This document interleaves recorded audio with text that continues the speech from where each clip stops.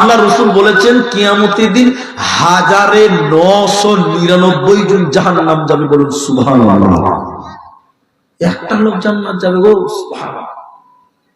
এত লোক জাহান্নামে। এবার চলুন, নবীজি বললেন কত মানুষ জাহান্নামে যাবে তার সংজ্ঞা বলা যাবে না, কোটি কোটি বিলিয়ন বিলিয়ন হতে পারে, বলা যাবে না। নবীজি বললেন যত মানুষ আর জিন জাহান্নাম যাবে কিয়ামতের দিন সবাই যদি বলে আমরা একসঙ্গে জাহান্নাম ঢুকবো, একসঙ্গে আমরা জাহান্নাম ঢুকবো, কোটি কোটি মানুষ আর জিন জাহান্নামে যাবে, সবাই যদি বলে একা একা নয় একসঙ্গে জাহান্নাম ঢুকবো, নবীজি বললেন জাহান্নামের গেটে কোনো প্রবলেম হবে না, হবে না। সুবহানাল্লাহ বলবেন না? আপনাদের গ্রামের জুমা মসজিদে গোটা গায়ের লোক যদি বলে যে একসঙ্গে ঢুকবো, ঢুকতে পারবে? কিছু লোক ঢুকবে, কিছু লোক দাঁড়িয়ে থাকবে, থাকবে কি দেখবে না? জাহান্নামীরা বলছে সবাই যদি একসঙ্গে ঢুকতে চায় দরজায় কোনো প্রবলেম হবে না। তার জাহান্নামের দরজা কত বড়, সবাই বলেন সুবহানাল্লাহ। শুধু তাই নয় বন্ধু আমার, নবীজি বললেন একজন জাহান্নামী, নবীজি বললেন জাহান্নামের গেট যত বড়, গর্ত কত বড় শুনিলাম, বিরাট বড় একটা পাথর জাহান্নামের মুখের উপরে যদি ফেলে দেওয়া হয়, এই পাথরটা তলে পৌঁছাতে সময় লাগবে কদিন? একদিন, দুদিন, 3 দিন নয়, 1 সপ্তাহ, 2 সপ্তাহ, 1 মাস, 2 মাস, 1 বছর, 2 বছর নয়, জাহান্নামের তলে পৌঁছাতে সময় লাগবে 70 বছর সময় লাগবে। আপনারা বুঝেন যারা দিল্লি বোম্বাই খাটেন, 10 তলা বিল্ডিং এর উপর থেকে যদি একটা 2 কুইন্টাল ওজনের পাথর 7 থেকে 10 তলা থেকে নিচে ফেলা হয়, আবার নিচে পড়তে কত সেকেন্ড লাগবে বলে? 1 সেকেন্ড লাগতে পারে। 10 তলা বিল্ডিং থেকে নিচে পড়তে সময় লাগে কত? 2 সেকেন্ড, ধরেন 1 সেকেন্ড। কত বড় পাথর? 2 কুইন্টাল ওজন। নবীজি বলেন বিরাট বড় পাথর, মনে করলেন 10 কুইন্টাল ওজন। ওই পাথরটা যদি জাহান্নামের উপরে ছেড়ে দেওয়া হয়, হাজি 10 কুইন্টাল ওজনের পাথর যদি উপর থেকে ছেড়ে দেওয়া হয়, তাহলে মিনিটে কত দূর যাবে? সুবহানাল্লাহ বলবেন না? নবীজি বললেন ওই পাথরটা একদিন, 2 দিন নয়, 1 সপ্তাহ, 2 সপ্তাহ নয়, 1 মাস, 2 মাস নয়, একটানা 70 বছর সময় লাগবে জাহান্নামের তলে পৌঁছাতে। বলুন সুবহানাল্লাহ। এরকম বিরাট গর্ত হবে জাহান্নাম, আর তার সব তলে থাকবে মুনাফিকেরা, মুনাফিকদেরকে কয়লার মতন সেখানে রাখা হবে।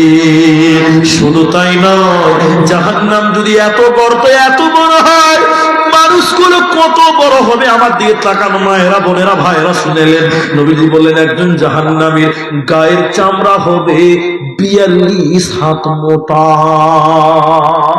কহা চামড়া, কহা হাজি।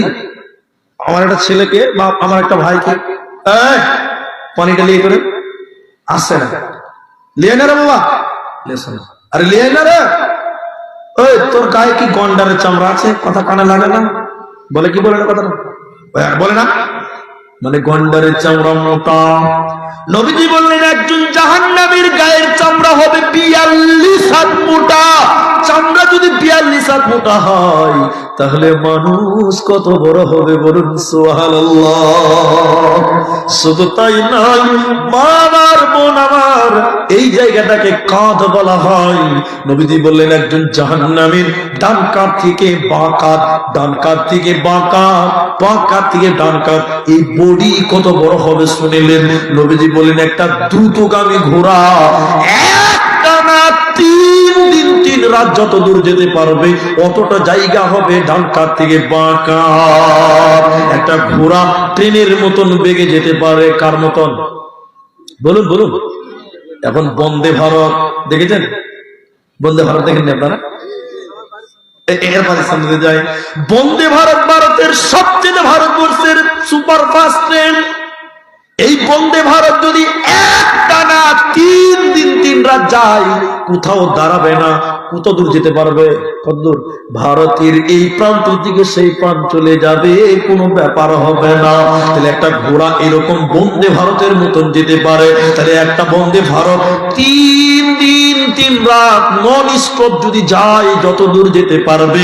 বিশ্বনবী বললেন, ডান কাঁধ থেকে বাঁ কাঁধ একজন জাহান্নামের এই বডিটা হবে একটা ঘোড়ার দ্রুতগামী ঘোড়া। 3 দিন 3 রাতের পথ যতটা, অতটা জায়গা শুধু তার বডি হবে। বলুন সুবহানাল্লাহ। সুবহানাল্লাহ বলুন রে বাবা। শুধু তাই নয়, বিশ্বনবী আরো বললেন, শুনে নাও, এই যে দাঁত, এই যে দাঁত, নবীজি বললেন এই দাঁত কত বড় হবে জাহান্নামীদের। শুনলেন মা আমার বোন, আবার নবীজি বললেন একজন জাহান্নামীর দাঁত হবে উহুদ পাহাড়ের সমান। কেউ হাজী সাহেব আছেন? হাজী সাহেব, হাজী সাহেব কেউ নাই? হাজী সাহেব বুড়া মানুষ, তো এত ঠান্ডা থেকে বসে থাকবে, বুড়া মানুষের চেক ভোল ডিল হয়ে যাবে নাকি জি? জি, হাজী সাহেব যারা তারা জানেন, নবীজি বললেন একজন জাহান্নামীর দাঁত হবে উহুদ পাহাড়ের সমান। আপনি গুগলে সার্চ করে দেখুন, উহুদ পাহাড় 4 কিলোমিটার চওড়া, 8 কিলোমিটার লম্বা। মাটির নিচে কত আছে বিজ্ঞানী এখনো জানাতে পারে না। তাহলে মানুষের দাঁত, জাহান্নামীর দাঁত হবে 8 কিলোমিটার লম্বা। হরিশ্চন্দ্রপুর কত কিলোমিটার? 12। 8 কিলোমিটার এখান থেকে কত হবে?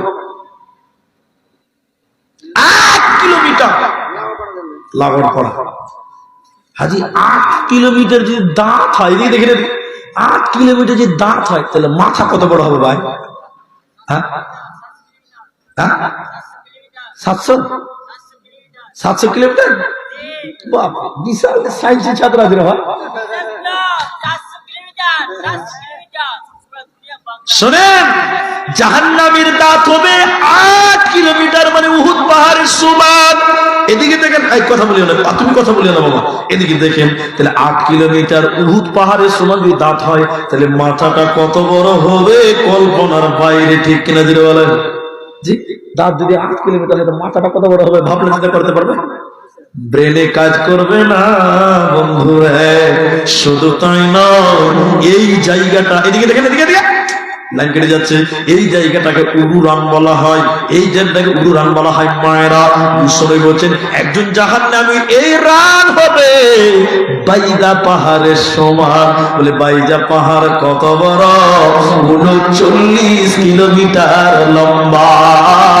এই জায়গা যদি 39 কিলোমিটার হয়, দাঁত যদি 8 কিলোমিটার হয়, চামড়া যদি 42 কিলোমিটার হয়, তাহলে মানুষটা কত বড় হবে? সকলে বলেন সুবহানাল্লাহ। আচ্ছা, এখানে একটা ছুটে গেল, মানুষটা যদি এত বড় হয়, তাহলে বসার জায়গা কতটা লাগবে? জি, চেয়ার কতটা লাগবে? আরে আব্দুর রহমানের 1 হাতও লাগে না, আমার 1 হাতও লাগে না, তা আপনার চেয়ার কতটা লাগবে? সুবহানাল্লাহ বলবেন না? শুনেন তাহলে, শুনেন, একটা মোটা ছেলে, বুঝলেন, আপনাদেরকে কি বলে জানি না, আমাদের গ্রামে, আমাদের এলাকায় যদি কেউ একটু কালো হয়, পাড়ার ছেলেরা বলবে আবে কালু, বলে না? আবে কালু বলে কি বলে না? আর যে মোটা হয় কি বলে? মোটু। আবে মোটু বলে কি বলে না? তো একটা ছেলেকে মোটা, তো সব পাড়ার ছেলেরাকে মোটা মোটা, আয় মোটু, এই মোটু বলে রাগাইছে। তোমার দুঃখ হয়েছে যে আমাকে সব মোটা বলছে। ওই ছেলেটার বাপকে যে বলছে, আব্বা সবাই আমাকে মোটু বলে রাগাইছে, কেন মোটু বলছে? ওর বাপ রেগে গিয়ে বলছে, তুই বেশি বেশি খা, আরো বেশি খা, মোটা হবি না তুই, যা ডাক্তারের কাছে যা, আমি ডাক্তার বলতে পারবো। মালদাতে গেছে ডাক্তারের কাছে, মোটা কেন হয়েছে ওটা পরীক্ষা করা গেল। ডাক্তারের চেম্বারে যে বলছে, ডাক্তার বাবু আমি কিছু খেতে পারি না, সবাই খেলে মোটা মোটা বলে রাগাইছে, দিন দিন মোটা হয়ে গেছে, মানে যত বরকত আল্লাহ আমার শরীরে দিয়েছে। তো এখনকার ডাক্তারের বাপেরও দিন নাই যে চেক আপ ছাড়া, রিপোর্ট ছাড়া রোগ বলতে পারবে না, পারবে? আগেকার জামানা আলাদা বাবা।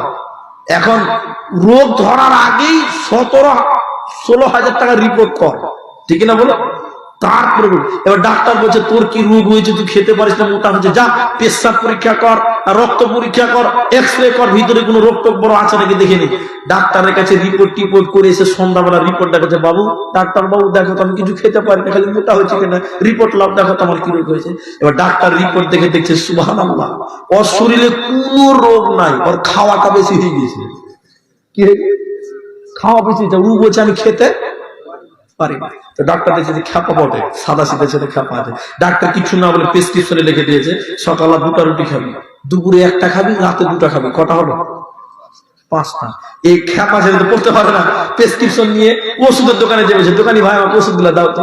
দোকানে একবার কাগজের দিকে দেখছে, ওর দিকে দেখছে, কোন মোটা বসবে। তো দোকানে দেখছে শালা খ্যাপায় আছে। দোকানে বলছে রুটির দোকান, ওইখানে তোর ওষুধ আছে, আমার দোকানে নাই। ও খ্যাপা হলে এটা ঠিক বুঝেছে যে ডাক্তারেরও ভুল হতে পারে। এবার খ্যাপা রেগে রেগে ডাক্তারের কাছে বলছে, ডাক্তার বাবু আপনার মাথা ঠিক আছে? বলে কেন? বলছে আমি একটা রোগ নিয়ে এলাম, কিছু খেতে পারি না, মোটা হয়েছি, আপনি আমাকে রুটির দোকানে পাঠাচ্ছেন, কিছু ব্যাপার বুঝলাম না। তো ডাক্তার বলছে তোর রিপোর্ট দেখে দেখলাম তোর শরীরে কোনো রোগ নাই, তোর খাওয়াটা বেশি হয়ে গেছে, ওই জন্য লিখেছি সকালে 2টা রুটি খা, দুপুরে 1টা খাবি, রাতে 2টা, 5টা রুটি খাবি, তুই তো পাতলা হয়ে যাবি।